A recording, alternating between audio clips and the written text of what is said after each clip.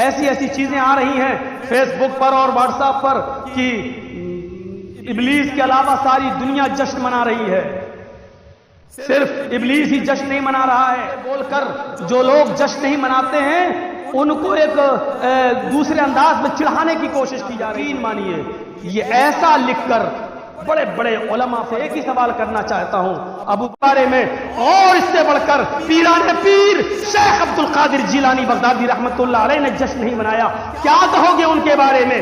علی حجویری نے جشن نہیں منایا، بابا فرید گنج نے جشن نہیں منایا، نظام الدین اولیاء رحمت اللہ علیہ نے جشن نہیں منایا۔ میرے بھائیو کیا کہو گے ان کے بارے میں؟ کہتے ہو ابلیس کے علاوہ ساری دنیا جشن منا رہی ہے، صرف ابلیس نہیں منا رہا ہے، ان لوگوں نے جشن نہیں منایا ہے۔ تمہارے یہ الفاظ ان بڑی بڑی ہستیوں کے اوپر بھی گزر۔ حقیقت یہ ہے کہ پیدائش پر جشن ابو لہب نے منایا تھا۔ اگر ہم سوشل میڈیا پر اتنا لکھ دیں کہ محمد رسول اللہ کی پیدائش پر سب سے زیادہ خوشی ابو لہب کو ہوئی تو پھر کیا ہوگا؟ نتیجہ کیا نکلے گا؟ آپ کیا کہیں گے؟ لو ہم سب کو جو جشن منا رہا ہے سب کو ابو لہب ہی بنا دیا، ابو لہب کی نسل سے جوڑ دیا، آپ ہمیں ابلیس کی نسل سے جوڑ رہے ہیں۔ ذرا سوچو تو کہ تم کر کیا رہے ہو۔ الحمدللہ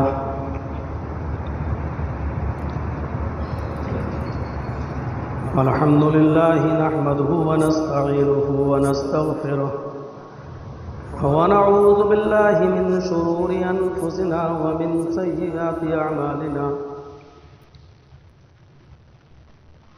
من يهده الله فلا مضل له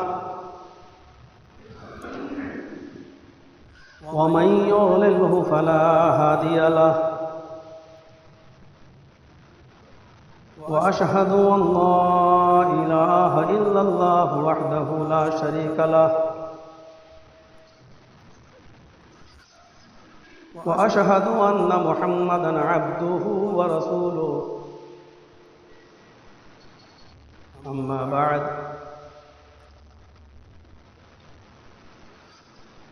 فإن خير الحديث كتاب الله وخير الهدي هدي محمد صلى الله عليه وسلم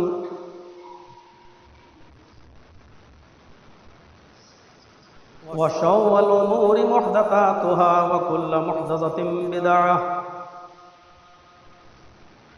وكل بدعة ضلالة وكل ضلالة في النار۔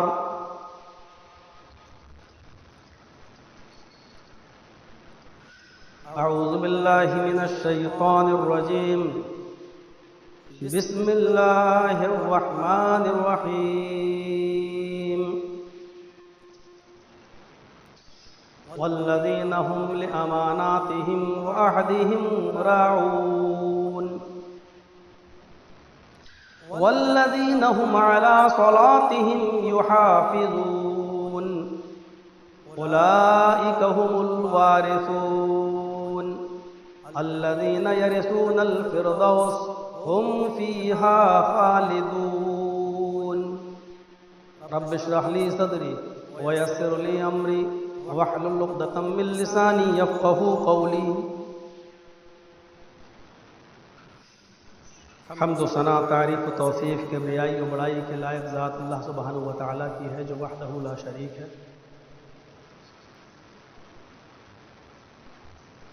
جو ہمیشہ باقی رہنے والی جس کی ذات ہے اور باقی سب فانی ہیں، جو احکم الحاکمین ہے، رب العالمین ہے، رب العرش العظیم ہے، علی کل شیء قدیر ہے۔ بعدہ درود و سلام کے بے شمار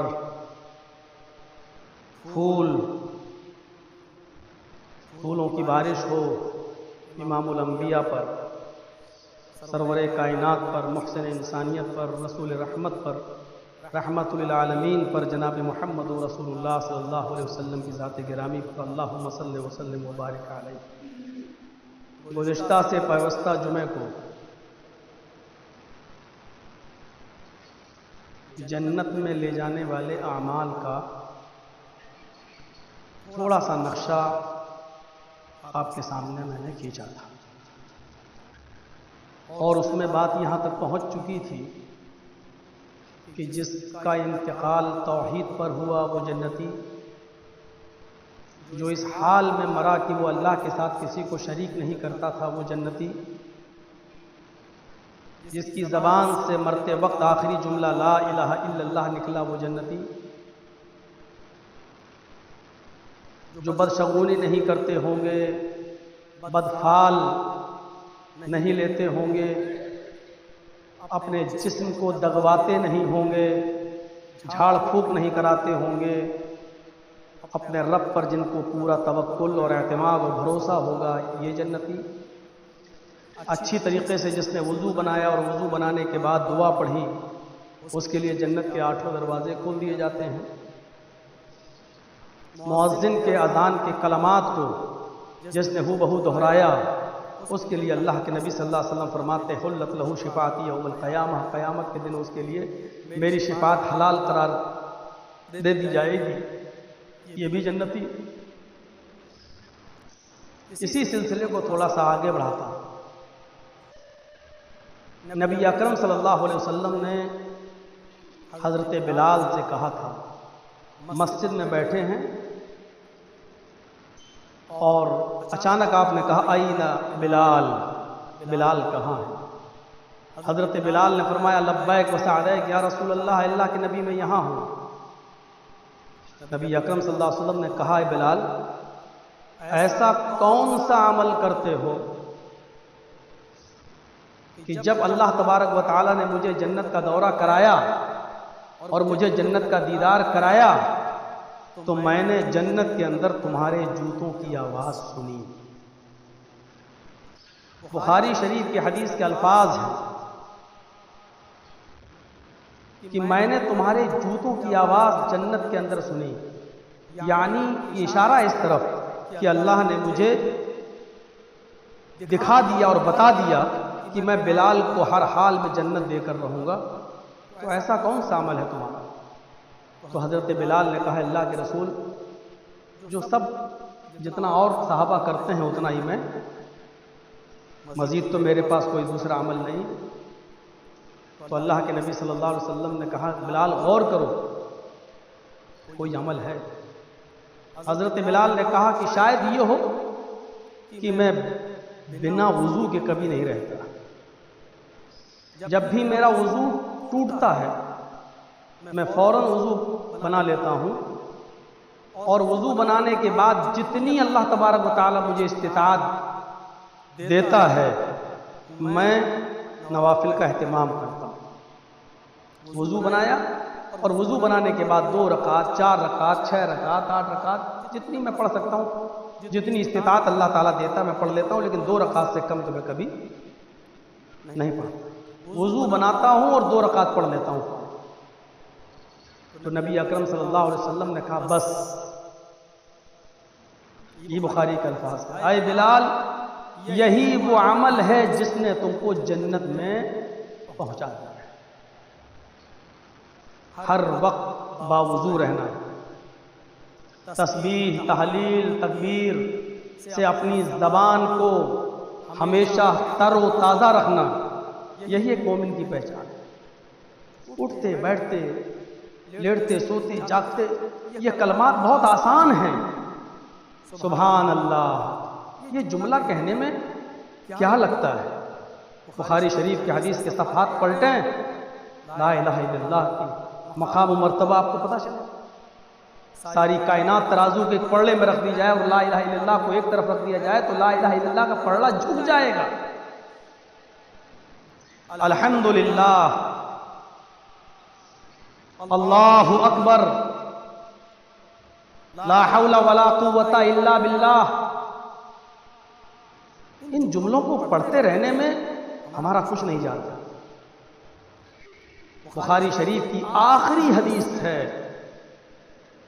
نبی اکرم صلی اللہ علیہ وسلم نے فرمایا کہ 2 کلمے ایسے ہیں جو اللہ رب العالمین کو بہت محبوب ہیں، بہت پسند ہیں، زبان پر بہت ہلکے ہیں، خفیفتان علی اللسان، خفیفتان علی اللسان زبان پر بہت ہلکے ہیں، ثقیلتان علی المیزان، ترازو پر فی المیزان، ترازو پہ جب رکھے جائیں گے وہ کلمات تو بہت بھاری ہیں، ان کا وزن اعمال کے اعتبار سے بہت زیادہ ہوگا ان کا وزن۔ پھر آپ نے خود فرمایا وہ کیا ہیں؟ سبحان اللہ و بحمدہ سبحان اللہ العظیم۔ یہ دو کلمے ترازو کے پڑے پر رکھے جائیں گے، ترازو میں بھاری ہے، زبان پہ ہلکے۔ وضو رہیے، وضو ٹوٹے فوراً وضو کریے، 2 رکعت تحیۃ الوضو پڑھ لیجئے، یہ جنت میں لے جانے والا ہے۔ نبی اکرم صلی اللہ علیہ وسلم نے یہ تو ان اعمال کے بعد اس کو بھی ایک لسٹ میں جوڑ لیجئے۔ کوئی آدمی مسجد کا چندہ کرنے آئے، تعاون کرنے آئے، اس میں بڑھ چڑھ کر حصہ لیجئے۔ من بنا للہ مسجدا بنا اللہ لہ بیتا فی الجنہ، جو دنیا میں اللہ کے لیے کوئی مسجد بنائے گا، بنا اللہ لہ بیتا فی الجنہ، تو اللہ رب العالمین جنت کے اندر اس کے لیے گھر بنائے گا۔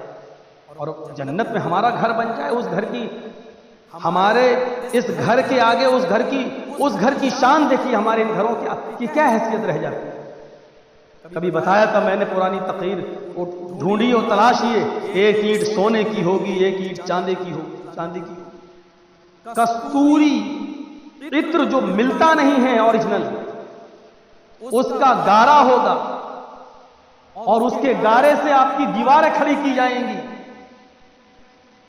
آپ کی اس بلڈنگ کے اندر ہیرے اور یاقوت اور مرجان جڑے ہوئے ہوں گے۔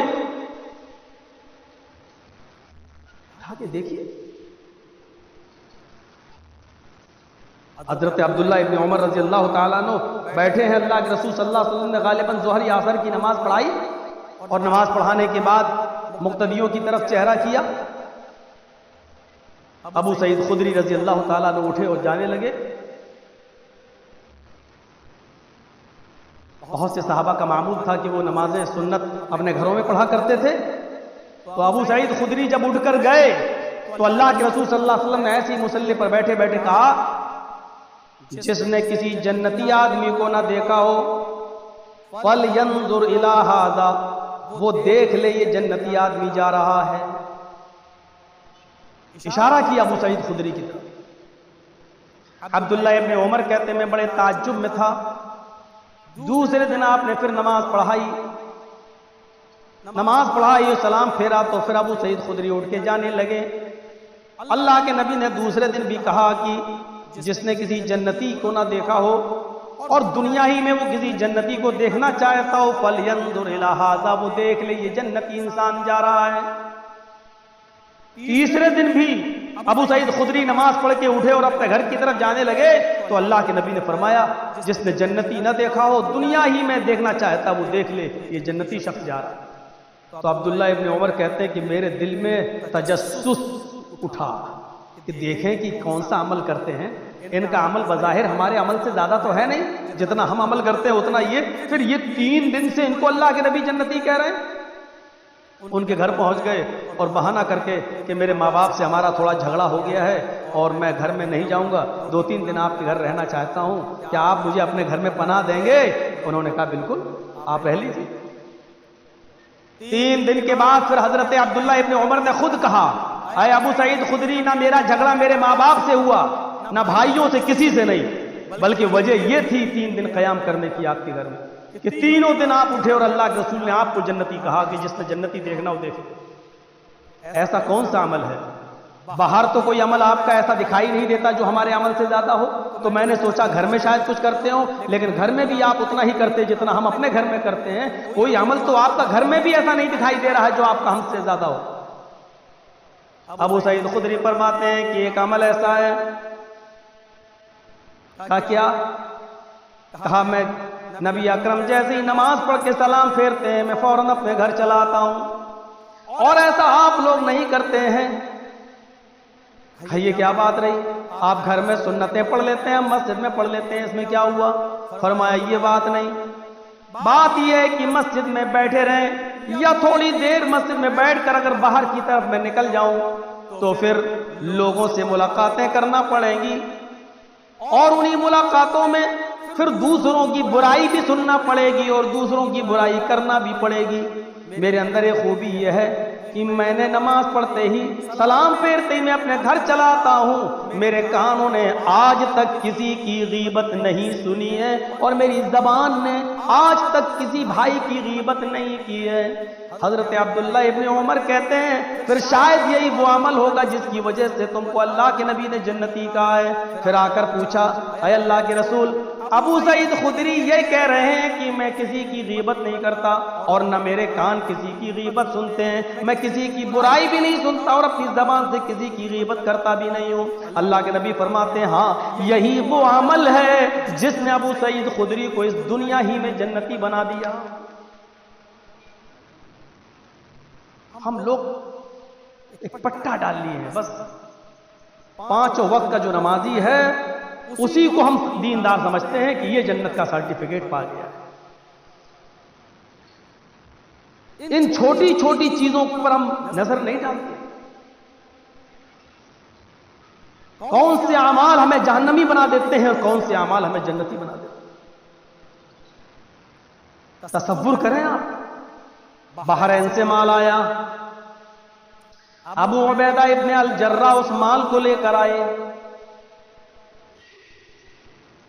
وہ مال تمام صحابہ میں تقسیم ہونا تھا اور خود اللہ کے رسول صلی اللہ علیہ وسلم کو بھی اس میں مال ملنا تھا، آپ کا بھی حق تھا۔ حضرت عائشہ کہتی ہیں اے اللہ کے رسول، آج تو جب بٹوارا ہوگا تو آپ کو بھی آپ کا حصہ ملے گا۔ جی ملے گا۔ 15 دن سے گھر میں چولہا نہیں جلا تو کیا میں چولہا سنبھال لوں؟ چولہے کو سنبھال لیا، لکڑیاں رکھ دی۔ ادھر اللہ کے نبی جب مسجد میں پہنچتے ہیں، مسجد نبوی میں، تو کیا دیکھتے ہیں کہ فجر کی نماز میں جماعت سے پہلے ہی کھچا کھچ مسجد بھری ہوئی ہے۔ اللہ کے نبی نے کہا شاید تمہیں خبر مل گئی ہے کہ ابو عبیدہ ابن الجرہ بحرین سے مال لے کر آئے ہیں۔ صحابہ مسکرا دیے، ہاں شاید تمہیں مال کی تڑپ اور مال کی محبت یہاں کھینچ کے لے آئی ہے۔ صحابہ نے جواب دیا ہاں۔ اللہ کے نبی فرماتے ہیں خوش رہو، تمہیں خوشخبری ہے، مال تمہیں ملے گا، جو تمہارا حق ہے وہ تمہیں دیا جائے گا، لیکن مجھے ڈر ہے اپنے انتقال کے بعد اس بات کا نہیں کہ میرے انتقال کے بعد تم شرک میں اور بدعتوں میں مبتلا ہو جاؤ گے، مجھے ڈر اس بات کا ہے کہ مال و دولت کی محبت تمہیں کہیں دین سے دور نہ کر دے، مال و دولت کی محبت کہیں تمہیں نماز اور روزے سے غافل نہ کر دے۔ فجر کی نماز میں صحابہ تو پہلے ہی مسجدوں میں آ جایا کرتے تھے، لیکن آج فجر کی نماز سے پہلے مسجد کا بھر جانا، مال و دولت کی محبت میں صحابہ کا مسجد کو پھل کر دینا، نبی اکرم نے خدشہ ظاہر کیا یہ چیز جو آج میں دیکھ رہا ہوں، میرے انتقال کے بعد میں آنے والی نسلوں میں میری امت میں یہ جذبہ کتنا زیادہ آ جائے گا، کہیں ایسا نہ ہو کہ مال و دولت کی محبت انسان کو غافل کر دے، دین سے دور کر دے۔ پھر آپ نے مال تقسیم کیا اور اپنا مال جو آپ کو ملا 2 تھیلے بھر کے وہ آپ نے بھی لیا، لے کر جب آپ اپنے گھر کی طرف بڑھے تو 2 یتیم بچے اللہ کے نبی صلی اللہ علیہ وسلم کو مل گئے، ایک کی عمر تھی 7 سال، ایک کی عمر تھی 9 سال۔ ایک نے کہا میرا باپ نہیں، دوسرے نے کہا میری ماں نہیں، ایک نے کہا میرے گھر میں 5 دن سے چولہا نہیں جلا، دوسرے نے کہا میرے گھر میں 7 دن سے چولہا نہیں جلا۔ اللہ کے رسول نے یہ تھیلا اس کو دے دیا، دوسرا تھیلا دوسرے بچے کو دے دیا، اور اس وقت تک ان کو دیکھتے رہے جب تک کہ وہ ان کی آنکھوں سے اوجھل نہیں ہو گئے۔ گھر میں خالی ہاتھ نکلے تھے، خالی ہاتھ گھر میں جاتے ہیں۔ حضرت عائشہ کہتی ہیں آپ کا حصہ کیا ہوا؟ پوری رودات سنا دی۔ فرمایا اچھا کیا، آپ تو یتیموں کی پرورش کرتے ہی ہیں، آپ تو یتیموں کا خیال رکھتے ہی ہیں، لیکن دونوں تھیلوں میں سے ایک ایک مٹھی نکال لیتے تو آج میرے گھر کا بھی چولہا جل جاتا۔ تاریخی جملے جو نبی اکرم صلی اللہ علیہ وسلم نے کہے اور جس کو سیرت النبی میں علامہ ابن ہشام نے نقل کیا ہے، سیرت النبی میں علامہ ابن ہشام نے نقل کیا ہے اور زاد المعاد میں علامہ ابن قیم نے نقل کیا ہے کہ نبی اکرم صلی اللہ علیہ وسلم نے فرمایا عائشہ میرا دل ہوا کہ ایک مٹھی اس میں سے نکال لوں، ایک مٹھی اس میں سے، لیکن یتیمی میں نے دیکھی ہے تم نے نہیں۔ عائشہ میں جب پیدا ہوا تو میرے باپ اس دنیا میں موجود نہیں تھے، 6 سال کی عمر میں جب میری ماں مجھے میرے باپ کی قبر دکھلا رہی تھی مقام ابوا پر، اور میرے باپ کی قبر دیکھتے ہی دیکھتے اس کی روح بھی قبر سے انسری سے پرواز کر گئی اور اسی جگہ پر میری ماں کا انتقال ہو گیا۔ 6 سال کی عمر میں نے اپنی ماں کو بھی کھو دیا۔ 8 سال کی میری عمر ہوئی تو میرے دادا بھی مجھے چھوڑ کے اس دنیا سے چل بسے۔ عائشہ، یتیمی کا جو درد میں نے جھیلا ہے اور جو مجھے ملا ہے وہ تمہیں نہیں ملا، اس لیے میں نے سوچا کہ ایک مٹھی نکال لوں، لیکن یتیمی کا خیال جب آیا یتیموں پر کیا گزرتی ہے تو مجھے ایک مٹھی بھی نکالنا پھر میرے دل نے گوارا نہیں کیا، میں نے پورا ان کو دے دیا ہے۔ عائشہ، یہ چیز مجھ پہ نہیں دیکھی گئی۔ امام بخاری نقل کرتے ہیں نبی اکرم صلی اللہ علیہ وسلم پھر ظہر میں یا عصر میں مسجد کے اندر آتے ہیں، اور مسجد کے اندر آنے کے بعد ان 2 بچوں کا منظر تو آپ کے سامنے پہلے ہی سے تھا، لیکن ظہر میں یا عصر میں جب مسجد کے اندر داخل ہوئے تو آپ نے ظہر کے بعد یا عصر کے بعد جو خطبہ دیا مختصر، اس میں الفاظ یہ تھے، لوگو انا وکافل الیتیم فی الجنتی کہاتین، میں اور یتیموں کے سر پہ ہاتھ رکھنے والا، میں اور یتیموں کی پرورش کرنے والا، یہ دونوں جنت میں ایسے رہیں گے جیسے یہ دونوں انگلیاں آپس میں ملی ہوئی ہیں۔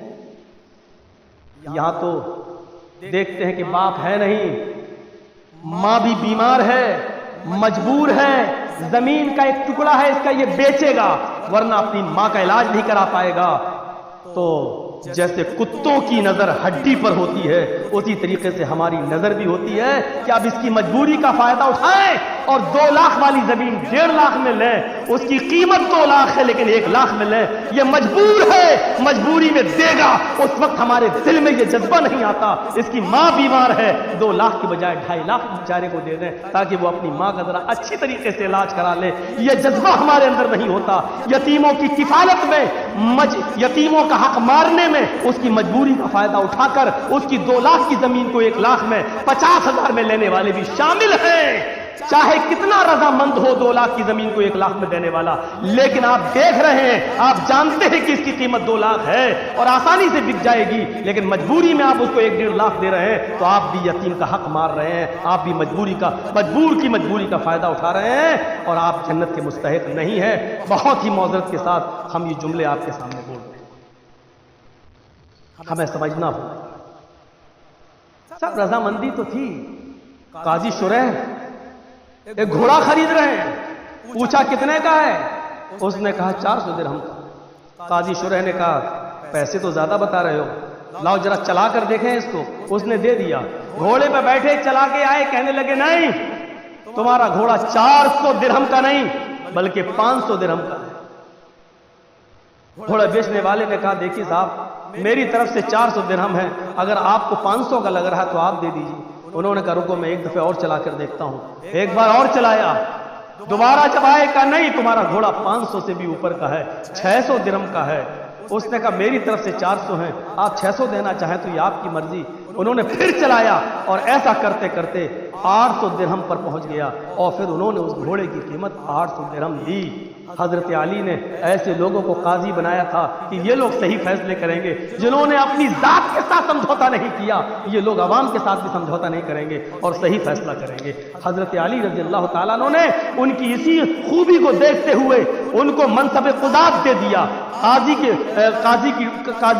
عہدے پہ بٹھا دیا، اور انہوں نے انتقال سے پہلے کہا تھا اللہ لفظ انسان ہونے کے ناطے سے مجھ سے غلطی ہو سکتی معاف کرنا، لیکن میں نے اب تک 3 لاکھ مقدمے جو نپٹائے ہیں، بار الہ میں نے ان مقدموں کو جناب محمد رسول اللہ کی سنت کے مطابق، آپ کے ججمنٹ کے مطابق، آپ کی حدیثیں پڑھ کر میں نے ان مقدموں کا فیصلہ کیا ہے۔ بار الہ اب اگر مجھ سے انسان ہونے کے ناطے سے کوئی غلطی ہو گئی ہو تو بار الہ تو مجھے معاف کر دینا۔ میرے بھائیوں ایسے لوگ انتقال کے وقت رو رہے ہیں، تصور کیجئے کہ ایسے لوگوں، حضرت علی رضی اللہ تعالیٰ عنہ کی فراست ایمانی بھی دیکھیے کیسے لوگوں کو جج بنا۔ یہاں تو پنچایت میں بھی ہم ان کو بٹھالتے ہیں جو میرے فیور کی بات کریں، اور اگر معلوم ہو جائے کہ یہ آدمی میرے خلاف جائے گا تو اس کو ہم نہیں اس کی بات ہم اس کو رکھیں گے ہی نہیں پنچایت میں۔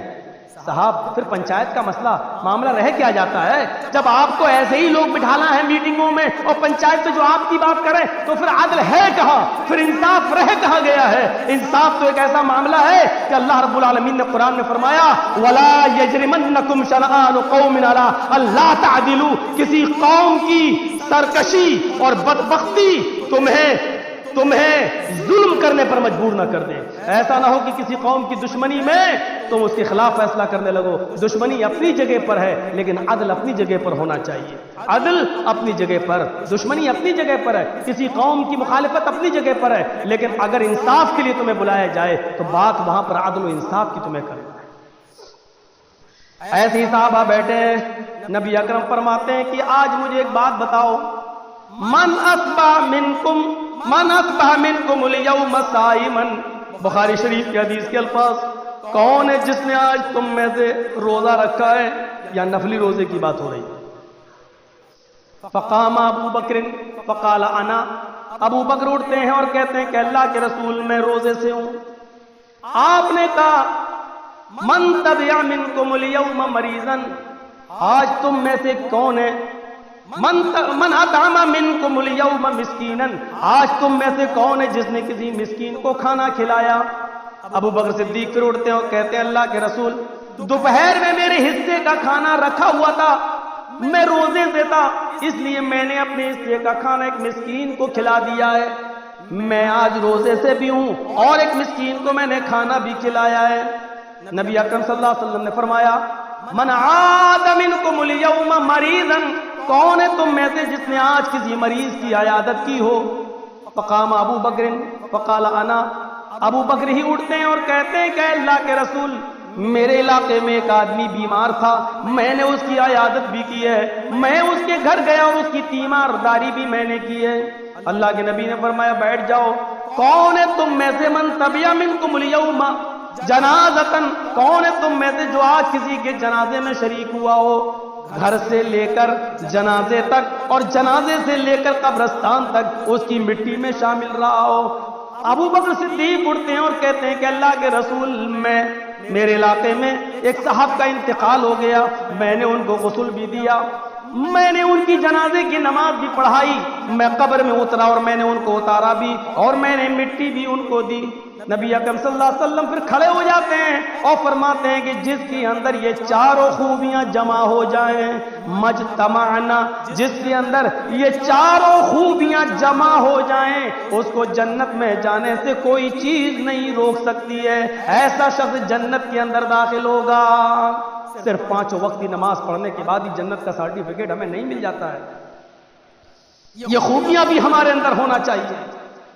یہاں تو آج دولت مند کا انتقال ہو جائے تو دیکھو، اور کسی غریب کا انتقال ہو جائے تو اس کے جنازے میں آدمی دیکھ لو، کوئی امیر آدمی بیمار ہو جائے تو اس کی عیادت کے لیے دیکھ لو، اور کوئی غریب آدمی اگر بیمار ہو جائے تو اس کی تیمارداری کے لیے کتنے لوگ جا رہے ہیں۔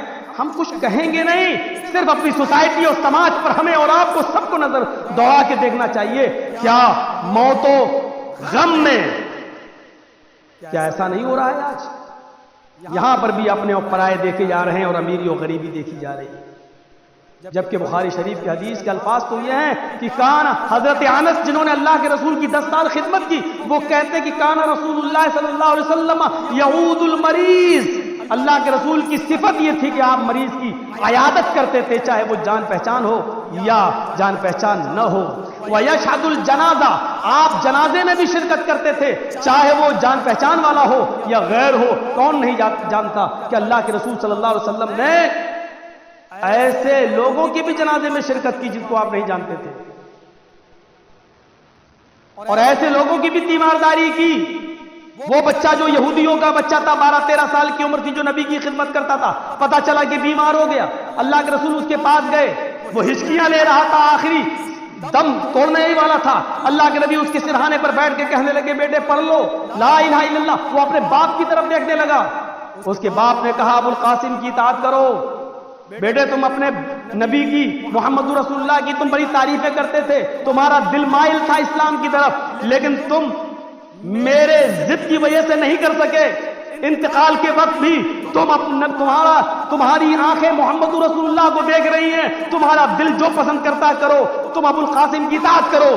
بچے نے باپ کا زبان سے بھی سنا کہ آج میرے باپ خوش ہیں، فوراً کلمہ پڑھ لیا، اشہد ان لا الہ الا اللہ واشہد ان محمدا عبدہ ورسولہ، اور کلمہ پڑھتے ہی اس کا انتقال ہو گیا۔ اللہ کے رسول بیٹھے تھے، اس کے سرانے پر کھڑے ہو گئے، فرمایا الحمدللہ الذی انقذہ عن النار، تمام تعریف اس اللہ کے لیے ہے جس نے مرتے وقت اس بچے کو جہنم کی آگ سے نجات دے دی، مرتے وقت اس کا انتقال، اس کی روح توحید پر نکلی اور اس کو اللہ رب العالمین نے دوزخ کی آگ سے بچا لیا۔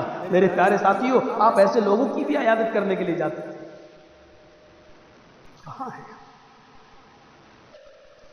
ہم امیری اور غریبی دیکھتے ہیں۔ ایمانداری میں صرف اتنا ہی نہیں ہے، مریض کو تسلی دینا بھی اس میں شامل ہے، اس کے حوصلوں کو بڑھانا بھی شامل ہے، اور اگر وہ کمزور ہے تو اس کے لیے پھل فروٹ لے جانا، یا ڈاکٹر نے جو چیزیں بتائی ہیں اس کو لے جانا بھی اس کے لیے، یہ بھی عیادت میں شامل ہے۔ اور اگر وہ مالی طور پر کمزور ہے تو آپ اپنی استطاعت کے مطابق اس کا تعاون کریں، یہ بھی عیادت کا ایک حصہ ہے، صرف دیکھ کے چلے آنا ہی نہیں۔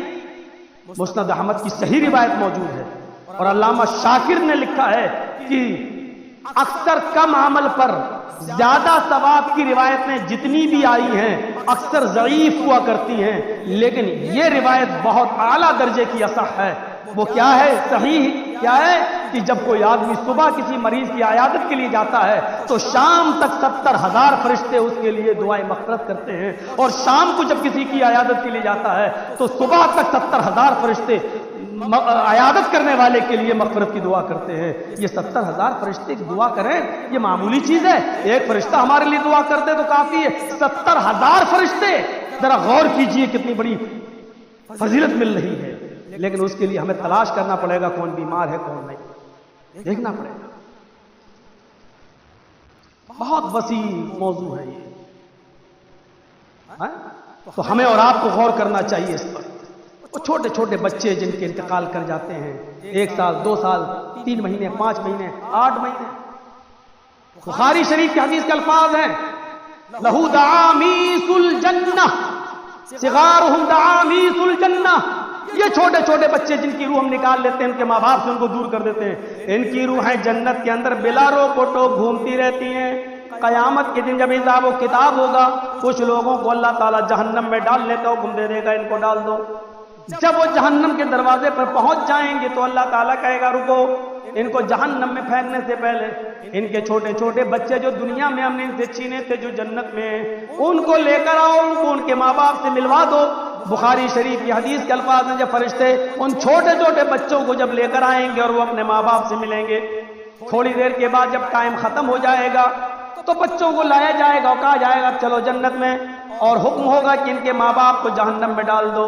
یہ حکم سنتے ہی وہ بچے فَيَأْخُذُ بِنَاحِيَةِ ثَوْبِهِ، اپنے ماں باپ کے کپڑے کے دامن کو پکڑ لیں گے، اپنے ماں باپ کے کپڑے کے دامن کو پکڑ لیں گے، اور اللہ سے کہیں گے اللہ دنیا میں بھی تو نے مجھ سے میرے ماں باپ کو دور کیا، اور آخرت میں بھی تو مجھ سے میرے ماں باپ کو دور کر رہا ہے۔ اے اللہ جب آخرت میں بھی دور کرنا تھا تو دنیا میں تو نے مجھ سے میرے ماں باپ کیوں چھینے، یا مجھے میرے ماں باپ سے الگ کیوں کیا؟ اے اللہ ہم اپنے ماں باپ کے دامن کو نہیں چھوڑیں گے، فَلَمْ يُفَارِقْهَا، وہ اس سے جدا نہیں ہوں گے، اس کو چھوڑنے کا نام نہیں لیں گے، یہاں تک کہ اللہ رب العالمین کی دریائے رحمت جوش میں آئے گی اور حکم ہوگا اے فرشتوں میں نے ان معصوم بچوں کی دعاؤں کی لاج رکھ لی، ان کی آرزوؤں کو پورا کر دیا، اے فرشتوں ان کے ماں باپ کو چھوڑ دو، اے بچوں اپنے ماں باپ کی انگلی پکڑو اور ان کو بھی اپنے ساتھ جنت کے اندر لے جاؤ، جاؤ میں نے تمہاری تمنا پوری کر دی، اور تمہاری اس آرزو کی وجہ سے میں نے تمہارے ماں باپ کو جنت کے اندر جنت کا مستحق بنا دیا، جاؤ لے جاؤ۔ لیکن یہ وہ ماں باپ ہوں گے جنہوں نے اپنی اولاد کے انتقال پر صبر کیا ہوگا، واویلا نہیں مچایا ہوگا، اور انہوں نے اپنے بچوں کے انتقال پر کہا ہوگا انا للہ و انا الیہ راجعون، اے اللہ تیری ہی امانت تھی، ہم سب تیرے ہی طرف سے آئے ہیں اور تیری طرف ہمیں پلٹ کے جانا ہے، تیری امانت تیرے حوالے، کوئی بات نہیں۔ انہوں نے واویلا نہیں مچایا ہوگا، ماتم نہیں کیا ہوگا، اور انہوں نے قریبان چاک نہیں کیے ہوں گے، اپنی اولاد کے انتقال پر صبر کیا ہوگا، تو یہ لوگ بھی جنت کے اندر داخل ہوں گے۔ مہینہ چل رہا ہے ربیع الاول کا. بولنا تو مجھے اس ٹاپک پر تھا، لیکن بول اس لیے کہ میں نے وعدہ کیا تھا کہ جو موضوع میرا ادھورا ہے اس کو میں پورا کروں گا. میرے بھائیوں، اس وقت سوشل میڈیا پر یہ سب چل رہا ہے، ہمیں اس سے دور رہنا ہے. ایسی ایسی چیزیں آ رہی ہیں فیس بک پر اور واٹس ایپ پر کہ ابلیس کے علاوہ ساری دنیا جشن منا رہی ہے. صرف ابلیس ہی جشن نہیں منا رہا ہے. یعنی یہ جملے بول کر جو لوگ جشن نہیں مناتے ہیں ان کو ایک دوسرے انداز میں چڑھانے کی کوشش کی جا رہی ہے. لیکن آپ یقین مانیے، یہ ایسا لکھ کر بڑے بڑے علماء پر، بلکہ اپنی جماعت کے ہی بڑے بڑے لوگوں پر یہ کیچڑ اچھالتے ہیں. میں ان سے ایک ہی سوال کرنا چاہتا ہوں، ابو بکر صدیق نے جشن نہیں منایا، کیا کہو گے ان کے بارے میں؟ حضرت عمر نے جشن نہیں منایا، کیا کہو گے ان کے بارے میں؟ حضرت عثمان نے جشن نہیں منایا، کیا کہو گے ان کے بارے میں؟ حضرت علی نے جشن نہیں منایا، کیا کہو گے ان کے بارے میں؟ حضرت عمر ابن عبدالعزیز نے جشن نہیں منایا، کیا کہو گے ان کے بارے میں؟ مجھے بتاؤ، حضرت حسن نے جشن نہیں منایا، کیا کہو گے ان کے بارے میں؟ حضرت حسین نے جشن نہیں منایا، کیا کہو گے ان کے بارے میں؟ مجھے بتاؤ، تم کسی امام کے اگر مقلد ہو تو بتاؤ، ابو حنیفہ رحمۃ اللہ علیہ نے جشن نہیں منایا، کیا کہو گے ان کے بارے میں؟ حضرت امام شافعی رحمۃ اللہ علیہ نے جشن نہیں منایا، کیا کہو گے ان کے بارے میں؟ امام مالک نے جشن نہیں منایا، کیا کہو گے ان کے بارے میں؟ امام احمد ابن حنبل نے جشن نہیں منایا، کیا کہو گے ان کے بارے میں؟ اور اس سے بڑھ کر پیران پیر شیخ عبد القادر جیلانی بغدادی رحمۃ اللہ علیہ نے جشن نہیں منایا، کیا کہو گے ان کے بارے میں؟ علی حجویری نے جشن نہیں منایا، بابا فرید گنج نے جشن نہیں منایا، نظام الدین اولیاء رحمت اللہ علیہ نے جشن نہیں منایا. میرے بھائیوں، کیا کہو گے ان کے بارے میں؟ کہتے ہو ابلیس کے علاوہ ساری دنیا جشن منا رہی ہے.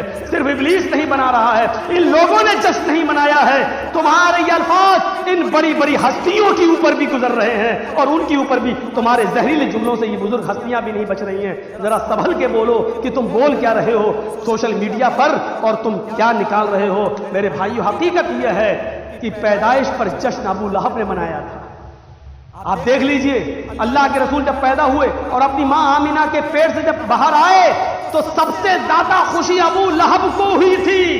ابو لہب کو جس لونڈی نے یہ خوشخبری سنائی تھی، ابو لہب نے جب سنا کہ آج بھتیجا پیدا ہوا ہے عبداللہ کے گھر میں محمد، اس نے جو نئی چادر اوڑے ہوئے تھا اس نے وہ قمیض یا چادر اتار کر لونڈی کو دے دی. لو، اور مارے خوشی میں اپنی لونڈی کو آزاد کر دیا. تو نے آج مجھے اتنی بڑی خوشخبری سنائی ہے کہ آج میں تجھے دل سے آزاد کر رہا ہوں، جا. یہ انعام دیا تھا. تو خوشی کس کو ہوئی تھی جشن کی؟ ابو لہب کو. اور ایمانداری کے ساتھ بتائیے، اگر ہم سوشل میڈیا پر اتنا لکھ دیں کہ محمد رسول اللہ کی پیدائش پر سب سے زیادہ خوشی ابو لہب کو ہوئی، تو پھر کیا ہوگا؟ نتیجہ کیا نکلے گا؟ آپ کیا کہیں گے؟ لو، ہم سب کو جو جشن منا رہا ہے سب کو ابو لہبی بنا دیا، ابو لہب کی نسل سے جوڑ دیا. آپ ہمیں ابلیس کی نسل سے جوڑ رہے ہیں. ذرا سوچو تو کہ تم کر کیا رہے ہو، تم لکھ کیا رہے ہو. میرے بھائیوں، اللہ رب العالمین جشن میں بھی، نبی اکرم کی ولادت کی خوشی میں بھی، اور نبی اکرم صلی اللہ علیہ وسلم کی پوری زندگی کی جو سنت ہمارے سامنے اس پر بھی ہم سب کو قرآن و حدیث پر عمل کرنے کی توفیق عطا فرمائے. میرے بھائیوں، جنت میں جانے والے اعمال کا ایک مختصر سا نمونہ ہم نے آپ کے سامنے پیش کیا ہے. اللہ تعالیٰ سے ہم دعا کرتے ہیں کہ بارے اللہ ہمیں جنت میں لے جانے والے جو اعمال ہیں اس پر چلنا ہمارے لیے ان راستوں کو آسان بنا دے تاکہ ہم بڑی آسانی کے ساتھ ان راستوں پہ چل سکیں. اللہ رب العالمین سے دعا ہے کہ بارے اللہ جب تک تو ہمیں زندہ رکھ، اسلام پہ زندہ رکھنا، اور جب ہمارا خاتمہ ہو تو ایمان پر ہمارا خاتمہ فرمانا. وما علینا الا البلاغ المبین، وآخر دعوانا الحمد للہ رب العالمین.